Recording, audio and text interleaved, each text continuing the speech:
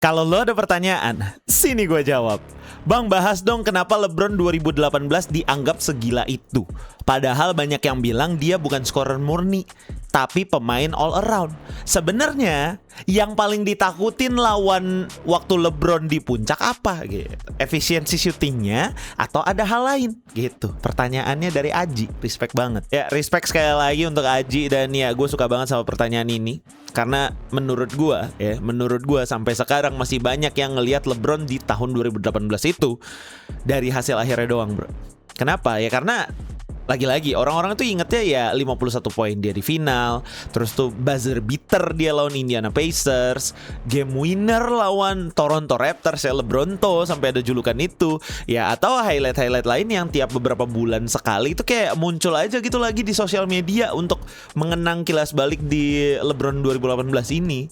Padahal lagi-lagi buat gua ya, kalau cuma ngelihat highlight, kita justru kelewatan bagian yang paling menarik dari LeBron 2018 ini, bro.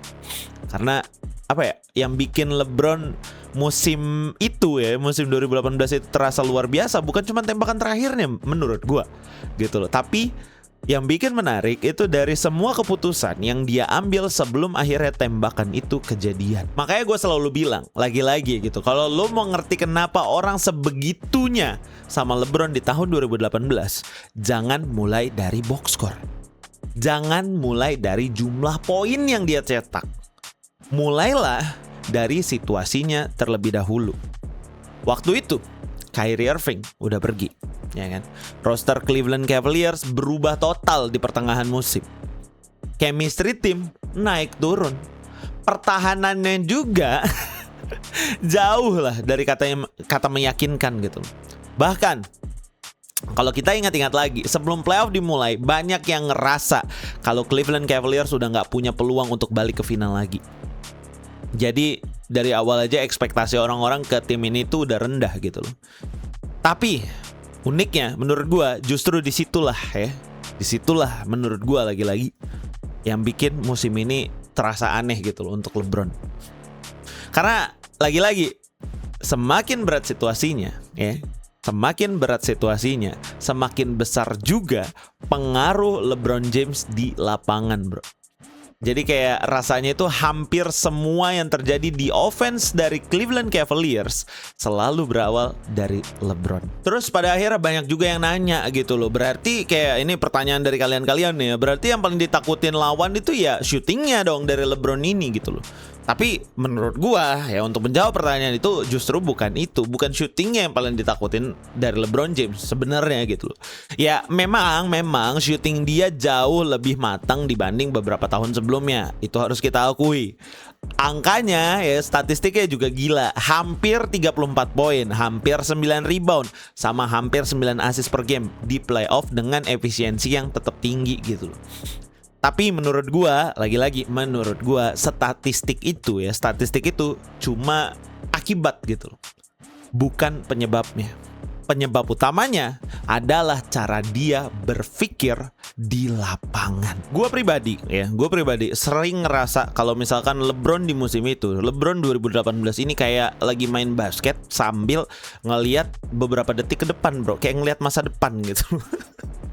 Ya kedengarannya memang lebay kalimatku itu, tapi kalau lo nonton lagi pertandingannya secara full, bukan highlight ya, secara full, lo bakal ngerti maksud dari kalimatku itu. Karena hampir dia ini nggak pernah kelihatan panik di tiap possession, hampir.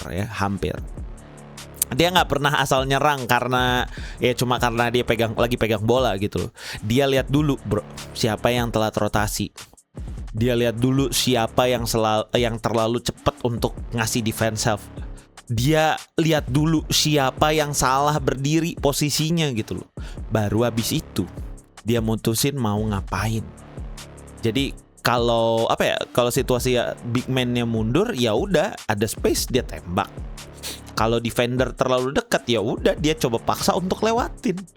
Kalau help defense datang, bola langsung pindah ke shooter, ada wide open shooter ya kan. Kalau ada switch dari pemain yang lebih kecil dari LeBron, ya udah dia main post up aja gitu loh di paint area. Jadi tiap defense ya, setiap kali defense bikin keputusan, LeBron James di tahun itu kayak udah punya jawaban sebelum pertanyaan itu selesai. Nah ini lagi-lagi ya, menurut gua ini yang bikin semua pelatih itu atau kebanyakan pelatih itu frustrasi ketika harus berhadapan dengan LeBron di tahun 2018.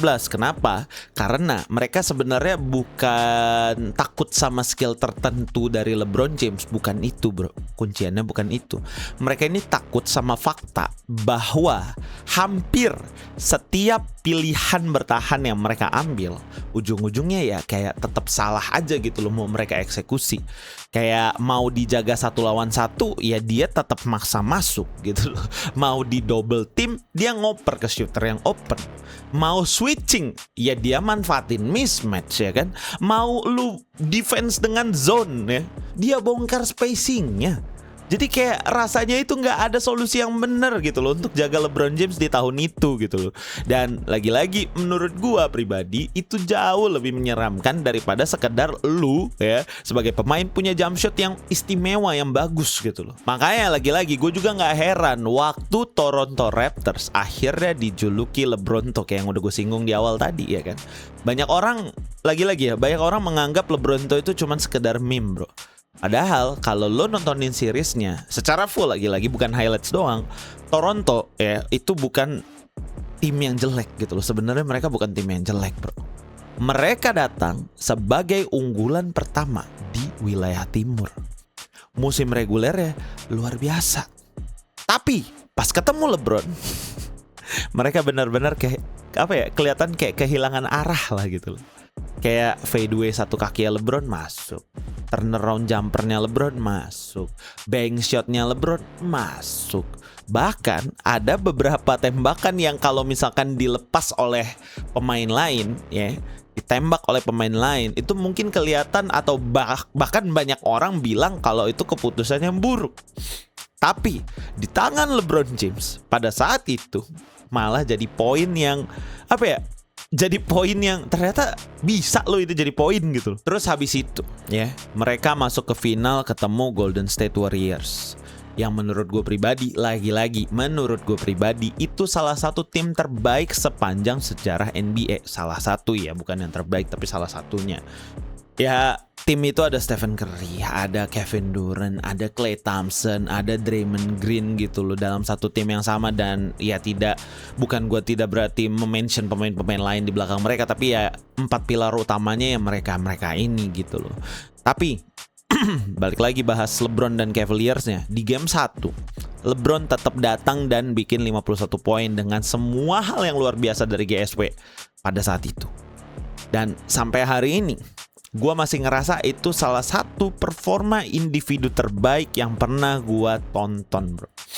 Bahkan sekarang pun masih banyak yang bilang, what if kalau saja momen J.R. Smith gak terjadi, mungkin cerita final 2018 itu bakal dikenang dengan cara yang berbeda. Ya belum tentu Cavaliers juga jadi juara, belum tentu seperti itu, karena gue juga udah pernah angkat jadi konten ya. Perlu diingat, pernah gue angkat ini jadi konten gitu loh, konten what if dari kalian requestan juga waktu itu. Tapi menurut gue minimal lagi-lagi seri itu mungkin bakal lebih panjang lah daripada yang akhirnya terjadi, yang udah kita ketahui hasil seperti apa ya kan. Terus poin selanjutnya ini, kalau ngomongin pick dari LeBron James ya, ini juga menarik bro. Ada yang milih kalian ada yang milih, waktu itu pernah gue tanya juga, ada yang milih 2009 LeBron James gitu kan, karena fisiknya benar-benar di luar nalar pada tahun itu. Ada juga yang milih 2013-nya LeBron James, karena menurut mereka ini, yang menurut kalian ini versi LeBron James yang paling komplit. Tapi menurut gue pribadi, lagi-lagi menurut gue pribadi, offensive pick LeBron itu di tahun 2018. Alasannya sederhana, waktu itu dia udah nggak lagi menang karena lebih cepat atau lebih tinggi lompatannya dari kebanyakan orang di NBA, bukan gitu loh. Dia menang, dia menangin pertandingan, dia menangin possession karena isi kepalanya bro, gitu loh. Dan ya lagi-lagi kalau kita bahas faktor-faktor lain, dia menang karena kesabarannya juga. Dia menang karena dia tahu kapan harus ngebut. Dia menang, dia tahu kapan harus pelan. Ya karena dia tahu kapan harus pelan juga. Kapan harus nyetak poin buat diri dia sendiri. Dan yang terpenting hal ini, dia tahu kapan lebih baik bikin orang lain yang nyelesain possession. Dan menurut gua, ya lagi-lagi menurut gua, itu level basket yang jauh lebih susah untuk dicapai. Dan selanjutnya, ini mungkin bagian paling personal lah buat gua pribadi gitu loh. Soalnya lagi-lagi ini untuk kalian yang udah lama ngikutin gue pasti tahu gitu loh. Kalau misalkan gue ditanya musim apa yang bikin gue jatuh cinta sama NBA atau sejak kapan lah gue secinta ini sama NBA, ya jawabannya di musim ini 2018 ini gitu loh. Ya memang di tahun yang sama gue itu mulai juga suka NBA karena Russell Westbrook dan juga mulai ngikutin karena Giannis juga gitu loh. Tapi perlu diingat, LeBron 2018 ini bikin cara pandang gue ke basket itu berubah total bro. Karena dari situ ya, dari LeBron James, ini gue mulai sadar bro, kalau basket tuh ternyata bukan cuman soal siapa yang paling banyak cetak poin doang gitu loh. Bukan, it's not all about points yang lu cetak sebanyak apa gitu. Basket itu menurut gua soal membaca permainan gitu. Soal membaca permainan, gerak-gerik lawan dan lain sebagainya. Kayak soal soal satu keputusan kecil yang bisa ngubah satu possession lah, bisa dibilang juga seperti itu. Terus tuh soal satu rotasi yang telat setengah detik yang akhirnya bikin lawan itu kebuka gitu loh untuk nembak ya kan, dapetin tembakan terbuka gitu loh. Dan sejak musim 2018 itu gua mulai betah nonton playoff bro. Mulai betah nonton regular season juga gitu loh. Mulai ngulik-ngulik detail kecil yang sebelumnya gua gak pernah perhatiin gitu. Dan jujur aja, lagi-lagi kalau hari ini ya gua bisa duduk berjam-jam ngobrolin soal NBA, ya salah satu alasannya karena LeBron di musim 2018. Makanya lagi-lagi menurut gue pribadi alasannya kenapa musim 2018 ini terus dibahas sampai sekarang bukan karena statistiknya semata bro. Bukan karena 51 poin dia di final. Bukan juga cuma karena sederet game winner yang dia bikin di tahun tersebut gitu loh. Musim 2018 ini bisa terus hidup karena LeBron James nunjukin sesuatu yang mungkin lebih susah daripada sekedar jadi scorer hebat.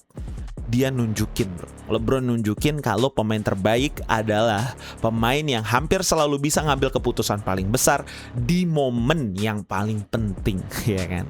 Dan menurut gua justru itu yang bikin LeBron di tahun 2018 terasa berbeda dibanding hampir semua musim dari individu hebat yang pernah kita lihat. Dan seperti biasa di akhir gue bakal bertanya kepada kalian, menurut kalian sendiri gimana gitu loh. LeBron di tahun 2018 ini memang puncak permainan dari individu terbaik yang pernah kalian lihat, atau justru ada musim dari pemain lain yang menurut kalian lebih gila daripada LeBron di 2018 ini? Coba tulis pendapat kalian di kolom komentar di bawah karena gue penasaran banget ya. Gue pengen tahu sudut pandang kalian dan bisa lah kita bahas bareng gitu loh. Silahkan tulis di kolom komentar di bawah. Dan ya sekali lagi semoga gue bisa konsisten buat konten seperti ini. Thank you atas requestannya Aji, karena ya ini kenapa gue angkat secepat ini karena ini cukup personal juga buat gue gitu loh. So, thank you banget buat semua yang sudah menyaksikan dari awal sampai akhir. Sampai berjumpa di live streaming dan juga konten selanjutnya. Gue Ilham Patria, pamit undur diri. Wabillahi taufiq wal hidayah. Wassalamualaikum warahmatullahi wabarakatuh.